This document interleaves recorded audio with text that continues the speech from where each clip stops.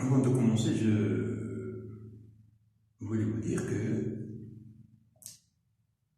n'importe quelle leçon, prenons par exemple la comparaison et l'encadrement. Alors les exercices, bien les données se diffèrent, mais la méthode et technique sont les mêmes. Alors, on a vu déjà beaucoup d'exercices concernant la comparaison et l'encadrement. Et voyons, bien sûr, on change des nombres, on change, des données se changent, comme je viens de dire. Mais voilà, ici, on a, c'est un autre exemple. Alors, pour mieux comprendre, on vous demande, bien, on vous donne, voilà, les données. On vous donne x est compris entre 0 et 8, y est compris entre moins 3 et moins 1, 2z plus 1 sur 3 est compris entre 1 sur 3 et 1, et t est compris entre moins 2 et 1. D'accord? Alors, qu'est-ce qu'on vous demande?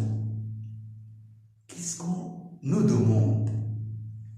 On nous demande de montrer que z est compris entre 0 et 1. D'accord? Bien. Alors, premièrement, il faut choisir le chemin. Il faut chercher par quoi je vais commencer. Alors, regardez bien ici qu'on parle de z, montrer que z est compris entre 0 et 1. Et on a z, il est là. Donc, pour avoir z ici, il faut se débarrasser de 3, de 2 et de 1. D'accord? Et ça, c'est simple. Hein? Alors, ici, on a 3. Donc, on doit chercher comment on doit simplifier cette 3.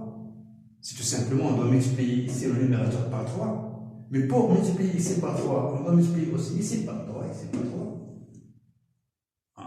On multiplie par le même nombre. Mais faites attention, un nombre est positif. On ne va pas changer les signes de comparaison.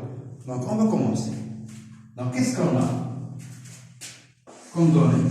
On a 1 sur 3 est inférieur de z sur 3, on a plus 1 est inférieur à 1. Alors, premièrement, toujours, je retourne aux données. Voilà, les données. Ici, un z. Donc, je dois multiplier tous ces nombres-là par le nombre 3. Donc, je vais multiplier ce nombre-là par 3.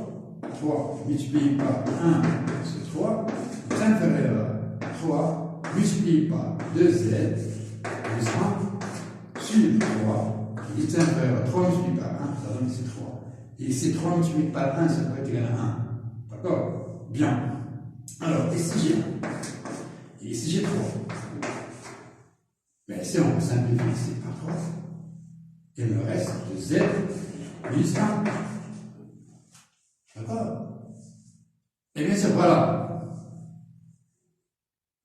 Je dois choisir, est-ce qu'on va multiplier par 1 sur 2 pour se débarrasser de celui-là, pour la simplifier, ou bien je vais retrancher premièrement 1. Parce que c'est la même chose, mais il est plus facile de retrancher 1 premièrement pour laisser ici le z.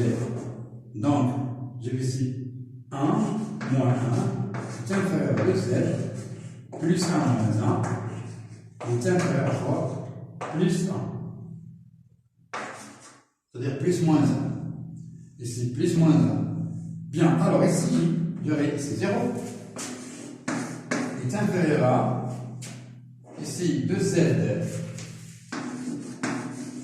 inférieur à 3 moins 1, ça vaut 2. Alors là, on va regarder bien. Alors, premièrement, j'ai fait apparaître 0. Mais ici, j'ai déjà 2z. On me demande z. Donc, je dois multiplier par 1 sur 2. 0 sur 2, ça vaut 0. 2z inférieur à 2 sur 2. Alors, 0 est inférieur à, simplifier, z est inférieur à 1. Et voilà, j'ai répondu à la question. Regardez bien, on a tout simplement multiplié par un nombre positif. Montrer que, on va faire la deuxième, montrer que,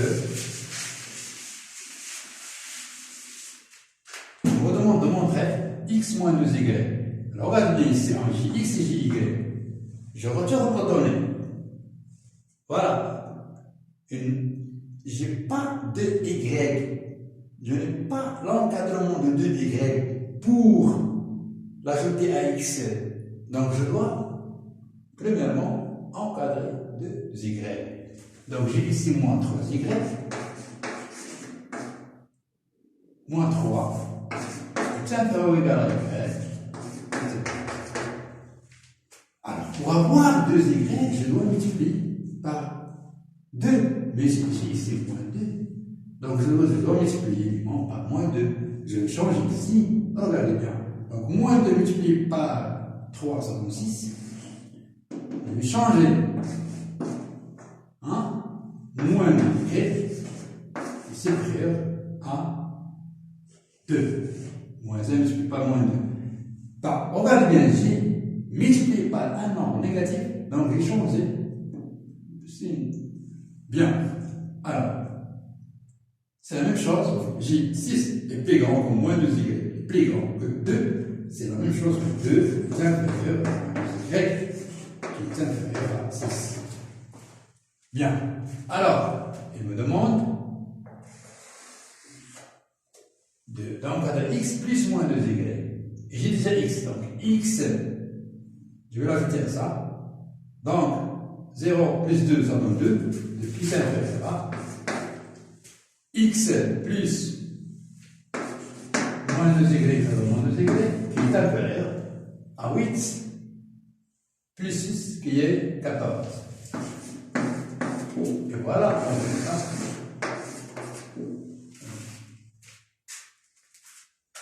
Donc, regardons bien.